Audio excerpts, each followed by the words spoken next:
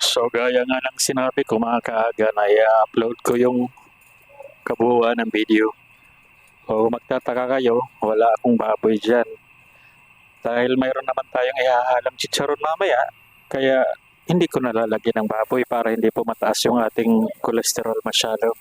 So dilis lang po yung ating inilagay dyan. Ipinirito ko muna bago pagigisahan po natin ng bawang at saka sibuyas. So ayan. Antayin lang natin mag-brown yung ating bawang bago natin ilagay ating sibuyas. At ilagay na po natin sa pagkakataong ito. Siya nga pala, mga kaaga, yung luto natin ng munggo may kanya-kanya tayong version yan. Mayroon yung iba kung ano-ano inahalo. Yung halo ko, maaring marami rin pong gumagawa niyan. At mayroon din sigurong mga hindi at nagtataka kung bakit ganyan yung halo ko. Actually, ang pagluluto naman mga kaaga ay hindi naman kailangan kung ano talaga nakikita nyo ay susundin nyo. As long as hindi kayo malalason sa mga hinahalo nyo, ay okay lang po yun. Gaya nga po ng mga chef.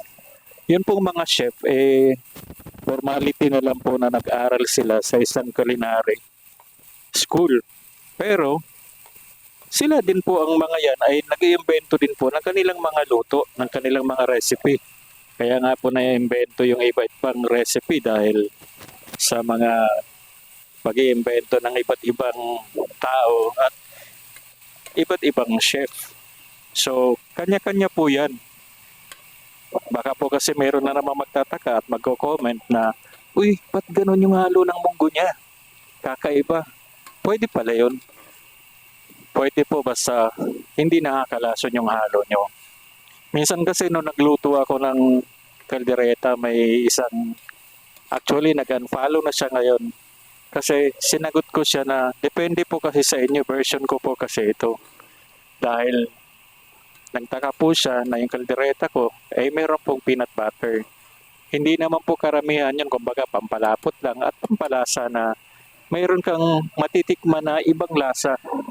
Masarap po kasi yung medyo naghahalo na yung lasa. Kaya yun, imbis na mag-comment siya na pwede po pala yan, iba po yung sinabi niya I don't think so. Yun po ang sabi niya. So, okay lang po naman yan. So, yung version ko ng munggo, yan, meron po tayong kalabasa. At meron din po tayong alabate. Actually, ang masarap po sa munggo mga kaaga is yung partner talaga niyan is dahon ng ampalaya. Kung walang dahon ng ampalaya, ay bunga ng ampalaya. Kasi napabalansin niya po talaga at napapalabas niya talaga yung lasa ng munggo. At saka yung iba hindi naman alam kung ano talaga ang nutrients na nakukuha, kung bakit nilalagyan ng ampalaya, basta sabihin na lang nila masarap. Pero yung katotohanan po niyan mga kaaga, kaya po ang partner talaga ng munggo ay ampalaya or dahon ng ampalaya sapagkat ang ampalaya po ay neutralize po yung uric na dulot ng munggo. So, nababawasan po kahit papano para sa konting kaalaman lang po. Yun po talaga yung dahilan doon. So, ayan hinalo na po natin, nalagyan na natin yan lahat.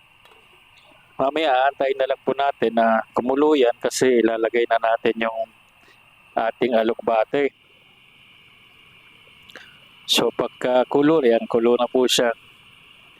Lagay na natin yung ating alokbate maya't maya lamang. Pero nilagyan ko muna yan ng kalahating cubes. So, mas masarap po dyan, hindi po siya ibang cubes, kundi shrimp cubes po yung ilagay ko para mas malasa po siya. So, naglagay tayo ng konting asin. At ngayon, andyan na yung ating alokbate. Ilalagay na natin yan. Ang alokbate kasi isa siya nagpapasarap at saka mabango po ang alokbate pero pasintabi po sa iba. Usually, mga Bisaya lang po ang kumakain ng alokbate pero yung ibang Taga-Luzon na hindi po sila kumakain ng alokbate dahil halaman lang daw po yan. O yan, mayroon din po tayong chicharon kaya hindi po ako naglagay ng baboy. Kasi para hindi naman masyadong mataas yung ating cholesterol, so mayroon naman talagang chicharon na, kaya hindi po ako naglagay ng baboy dyan. Tsaka yung chicharon po masarap talaga sa munggo.